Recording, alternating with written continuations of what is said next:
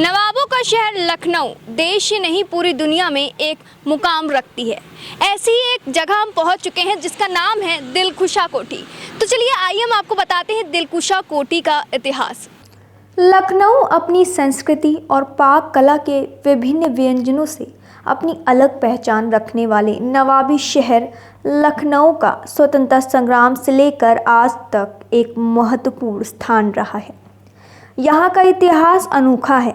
आज़ादी के मतवालों की गाथा अवध की ऐतिहासिक इमारतों के जर्रे जर्रे में बसी हुई है। यहाँ कहानियाँ इतिहास के पन्नों में अपनी अमिट छाप छोड़ती है। ऐसी ही एक इमारत है दिलकुशा कोठी। क्या है इस कोठी की विशेषताएं और क्या है इसका इतिहास, आइए जानते हैं। दिलकुशा कोठी लखनऊ के दिलकुशा क्षेत्र में गोमती नदी के तट पर स्थित है। जानकार बताते हैं कि इस कोठी का निर्माण सन 1800 में एक ब्रिटिश मेजर गोरी आस्ले के करवाया था। मेजर आस्ले अवध के नवाब शहादत अली खान के दोस्त हुआ करते थे, जहां वह नवाब शहादत अली खान के साथ गर्मियों में इस कोठी में समय बिताए आया करते थे। दिलकुशा कोठी अपने आप में ही एक नायाब इमारत है। यह लखनऊ की शानदार इमारतों में से एक है। वास्तुकला की बेरौक शैली में अपनी इस इमारत की चौड़ाई से ज़्यादा ऊंचाई थी।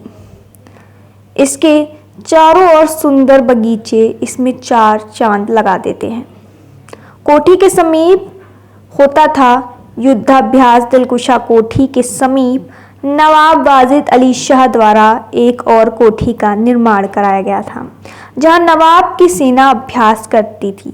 बाद में अंग्रेजों ने सैन्य अभ्यास को बंद कर उस जगह को छोड़ने के लिए कहा। इसके बाद वह सैन्य अभ्यास बंद कर दिया गया। 1857 की अवध में गदर में दिलकुशा कोठी को भारी नुकसान पहुंचाया था। अंग्रेजों ने इस दिलकुशा कोठी की छत को ढहा दिया था और 1880 के दशक तक यह पूरी तरह से बर्बाद हो गया। भारतीय पुरातत्व विभाग ने इसके क्षय को रोकने के लिए काम किया। वर्तमान समय में दिलकुशा कोठी चारों ओर से व्यापक गार्डन के साथ एक ध्वस्त महल के रूप में मौजूद है। बताया जाता है कि इस इमारत की वास्तुकला डिजाइन में इंग्लैंड के नॉर्थम्बरलैंड स्थित एक हॉल के पैटर्न पर बनवाया गया था। दिलकुशा स्मारक परिसर में 2 ब्रिटेन सेना अधिकारियों की समाधि है।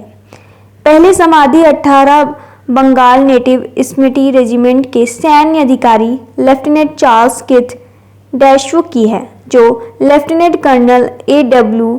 डैशवुड के तृतीय पुत्र थे।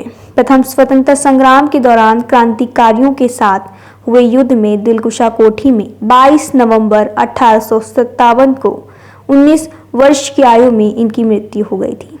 दूसरी समाधि चौथी पंजाब राइफल्स के सैन्य अधिकारी लेफ्टिनेंट W. पाल की है, जो प्रथम स्वतंत्रता संग्राम के दौरान major general sir Colin Campbell KCB के नेतृत्व में ब्रिटिश सेना की सहायता के लिए भेजी गई थी। सैन्य टुकड़ी व क्रांतिकारियों के मध्य सिकंदराबाद में हुए युद्ध में वह 16 नवंबर 1857 को मारे गए थे। उनकी इस स्मृति को चौथी पंजाब राइफल्स के उनके सहयोगी अधिकारियों ने निर्मित कराया था। बताया जाता है कि वहां गुब्बारा आरोहण कार्यक्रम का समारोह होता था।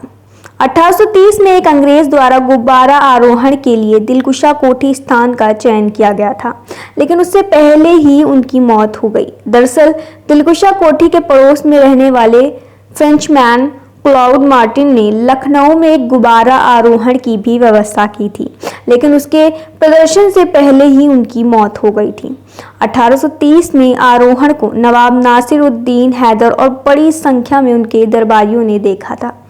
बताया जाता है कि जिस वक्त नवाब नासिरुद्दीन हैदर दिलकुशा कोठी में मौजूद थे, उस वक्त अंग्रेजी सैनिक की एक टुकड़ी एयर बैलून नुमा छोटे से जहाज पर दिलकुशा कोठी के ऊपर से गुजरी और अंग्रेजी सैनिकों ने अपनी कैंप हटाकर नवाब नासिरुद्दीन हैदर को सलामी दी।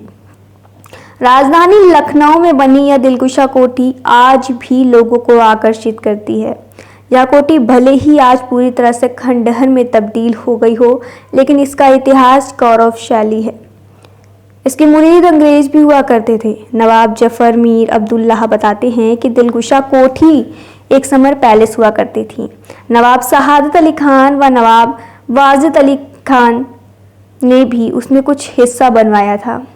यह उस जमाने में रमना भी कहलाता था। इस कोठी का इस्तेमाल भारत की आज़ादी की पहली लड़ाई के दौरान स्वतंत्रता सेनानियों ने किया था।